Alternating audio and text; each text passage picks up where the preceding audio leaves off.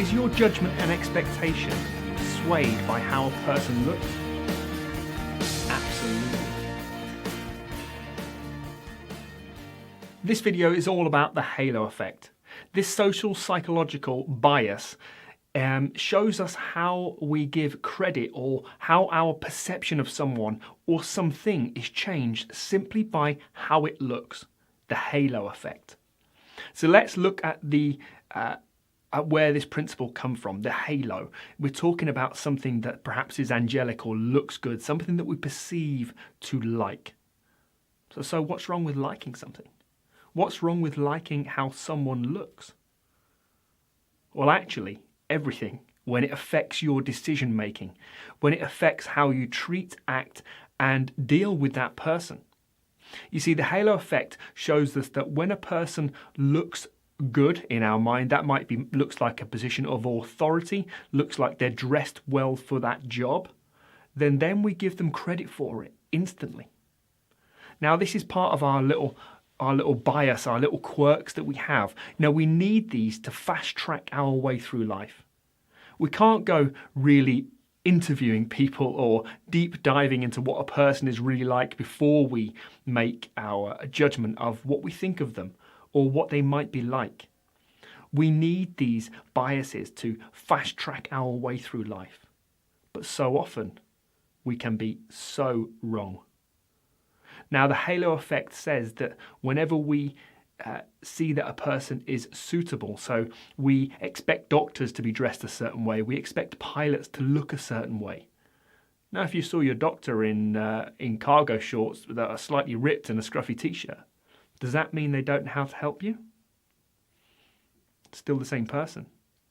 But the halo effect means that we'll give credit to people who look like they should be able to do it, or look like we like them, or are attractive, or are appealing, or are suitable. So think about that for a moment. How can you change the way you look in certain settings to give you the edge that perhaps you really need? So we know that when we go to job interviews that we need to dress the part, but what is the part? What's the job that you're going for? You see, if your job requires you to wear a suit and a tie and a nice fitted suit for women and a blazer and a neck scarf, then go dress like that.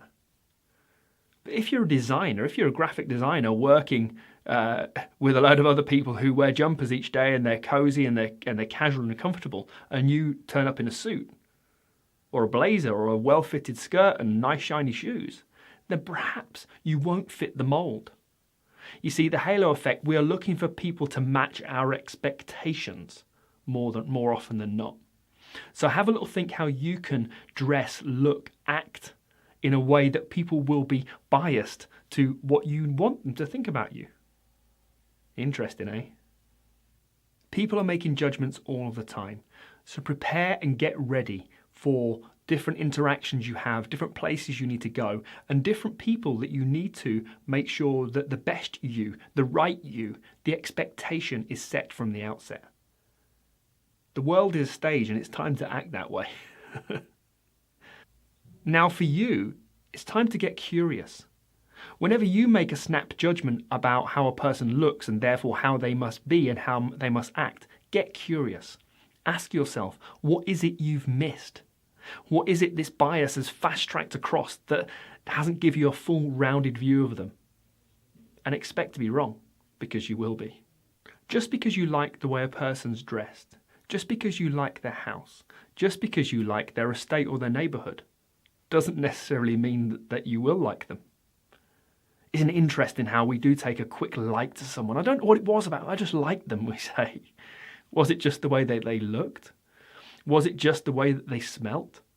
Has your bias fast-tracked this relationship to say they're going to be great in my life just because they look like they would be from the outset? Now, of course, it's nice to be nice, and you get what you expect, but also make sure you understand that this halo principle's in effect. It's changing what you think and what you feel about people. So notice that. Now, is this only the case with people? Of course not. It's with things also. You know, whenever you go to buy a car, think it's clean, it smells nice, it's polished, it's shiny. It's still just the same car, and a clean doesn't add any value. But we will give it additional value. In fact, we probably wouldn't want to buy a dirty car that smelt a bit funky. There's no good leaving a McDonald's wrapper in the back and trying to sell a brand new car. That's the difference that makes a difference. You know, we're grabbing pieces of information all the time and pulling them together to make an assessment. Fast track, remember, we're not making logical assessments. If we were, we'd just remove the McDonald's wrapper and buy the car. But that would affect our decision, or very much potentially affect our decision. Now, because I know this all too well, over a year ago me and my wife were selling our house. And I knew that the front garden had to look immaculate. Even the road up into our house, I de-weeded to make sure that when someone does drive down the road, they go, "Oh, this looks like a lovely road."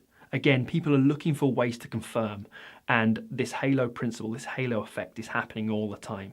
So when the road looked nice, and thankfully it was sunny, I had no control over that, but it was sunny, it was a lovely day, and you walked down our driveway, there wasn't a weed in sight. All the outside painting was freshly done. You walked through the doors, the lights were on, you could smell a slight hint of polish. There were real flowers in the kitchen. We put some coffee on just to get the coffee smell. Upstairs, all the bathrooms were immaculately cleaned. The glass shower things were polished and shiny. There was music on in different parts of the rooms to make people, to create the ambience. Did the house sell? Yeah. It sold the same day. 3 people put an offer in on the very first day the house was up for sale, because we created that experience. Now remember, that wasn't us influencing or persuading or manipulating. That was us giving us the very best chance of selling it. And what we actually did was built up and showed the house exactly how it can be. So think the halo effect or the halo principle isn't just with people, it's with things also. So how are you going to use it? So remember, watching, listening, reading is not a way to learn this. Implementing it and running it through in your day-to-day life is a surefire way for you to really get the edge in life and business with this psychology and NLP. If you're willing to do so, pop over to mikesweet.co.uk/sign up, put your email details in, and once a week you'll be sent an email with how you can begin to practically apply this stuff in your day-to-day life. And practice makes permanent, remember. So I hope you liked today's show. Please like it, share it, comment, and I'll get back to every comment that I can. You can also find me on social media at Mike C. Sweet on Facebook, Instagram, and Twitter. Bye for now.